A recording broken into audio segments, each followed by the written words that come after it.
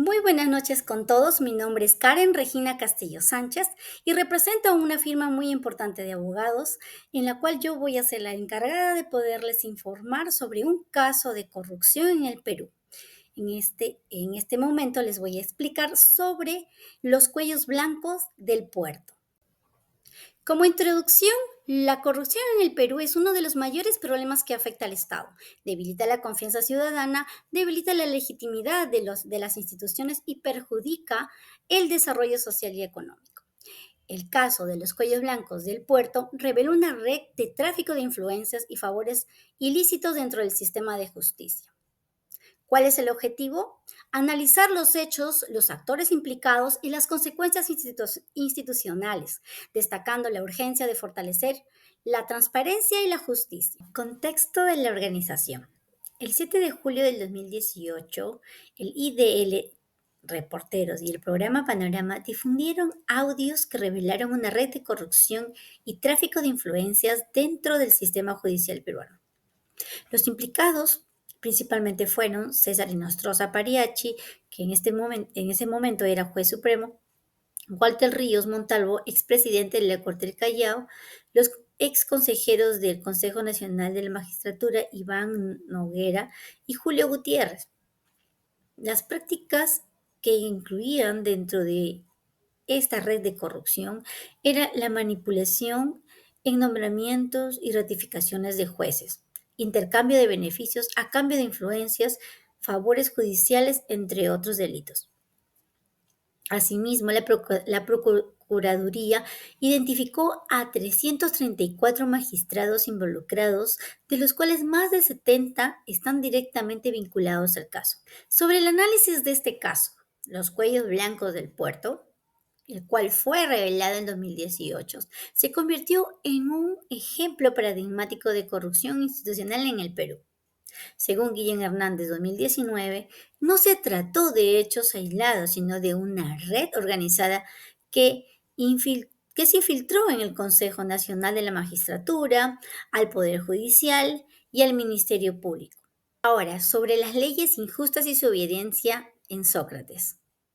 ¿Qué nos dice? Sócrates defendió la idea de que el deber del ciudadano era obedecer a las leyes, pero siempre y cuando sean justas.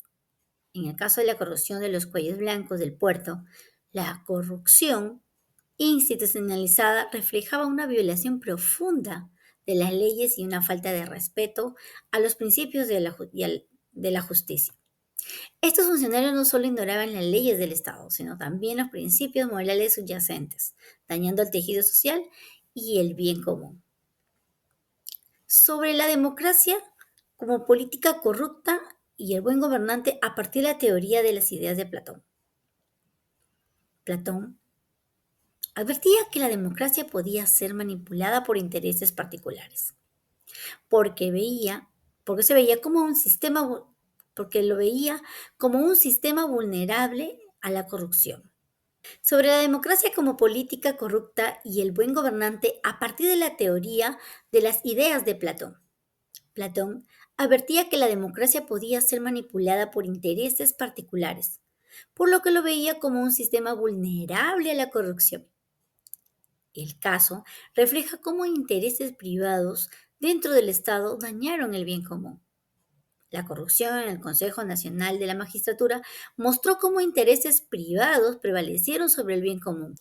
Sobre la justicia y la moral en la ética a Nicómaco de Aristóteles. Para Aristóteles podemos decir la justicia es dar a quien uno le corresponde.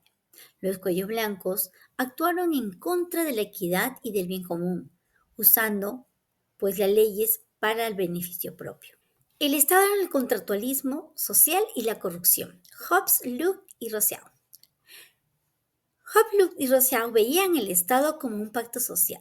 La corrupción en el sistema judicial rompió este contrato, debilitando la legitimidad y generando protestas ciudadanas. Hobbes sostenía que sin un poder fuerte la sociedad caería en el caos. En este caso de los cuellos blancos, la corrupción en el Consejo Nacional de la Magistratura evidenció la fragilidad del Estado para garantizar el orden y la seguridad.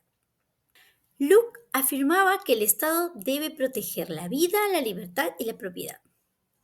Si falla, el pueblo puede reclamar cambios. Rousseau defendía que el Estado debe actuar según la voluntad general. La corrupción, al responder a intereses particulares, es una traición al contrato social y justifica la exigencia ciudadana de reformas y transparencia. El deber moral de Kant. Kant planteaba que las acciones deben guiarse por el deber moral y no por intereses propios. Los cuellos blancos del puerto actuaron contra este principio, usando sus cargos y el poder para ir contra todos y se puede decir para usarlo como un medio para fines personales.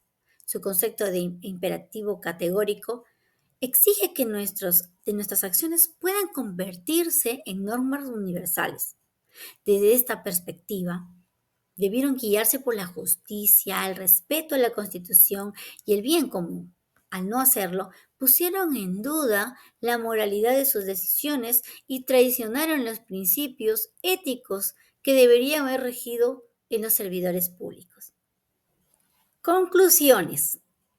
El caso de los cuellos blancos del puerto reveló grandes y graves indicios de corrupción en el sistema de justicia y vínculos con empresarios a través de delitos como patrocinio ilegal, tráfico de influencias y cohecho.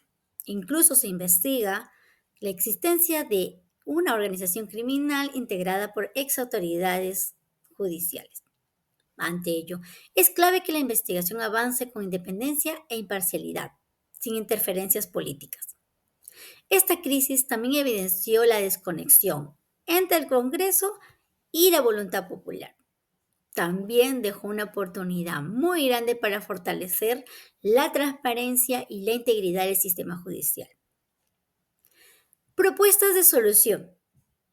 Dentro de ellas yo propongo establecer condenas más severas a funcionarios corruptos, reformar la Constitución para impedir que funcionarios públicos tengan blindaje, programas de ética y formación civil, también selección de autoridades íntegras sin denuncias, realizar auditorías independientes y control ciudadano.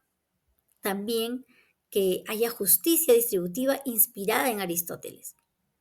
Realizar campañas anticorrupción nacionales y realizar reformas para evitar la concentración de poder en el Congreso. Les muestro mi bibliografía. Muchísimas gracias por su atención.